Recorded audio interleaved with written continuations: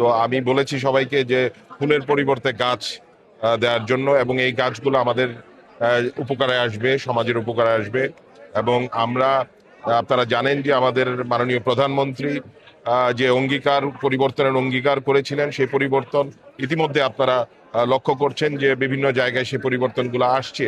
এবং আমরা উনি 5 কোটি গাছ প্রতি বছর বাংলাদেশে লাগাবেন, এবং 25 কোটি গাছ আমরা লাগাবো বলে বিএনপি অঙ্গীকার করেছে, আমাদের মাননীয় প্রধানমন্ত্রী অঙ্গীকার করেছেন।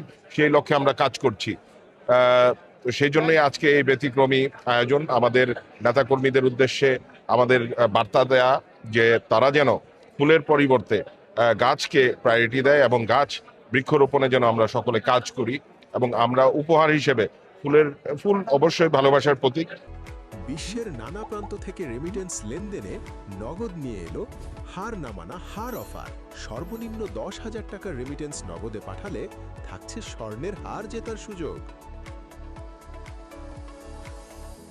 সেটা কিন্তু তার ফুলটা নষ্ট হয়ে যায় খুব দ্রুত।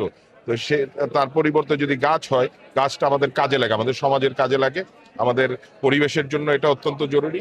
এবং আমরা ফুলের পরিবর্তে গাছের যে কালচারটা, সেটা আমরা উপহার হিসেবে শুরু করতে পারি। আমাদের বনাঞ্চল রক্ষা করতে হবে অবশ্যই, এবং আমাদের কৃষি জমি রক্ষা করতে হবে, এবং আমাদের যে ইন্ডাস্ট্রিগুলো আছে সেগুলো যেন পরিকল্পিতভাবে গড়ে ওঠে, সেজন্য আমরা কাজ করব ইনশাল্লাহ। তো সুতরাং পরিবেশের ভারসাম্য রক্ষা করেই ইনশাল্লাহ আমরা কাজ করব।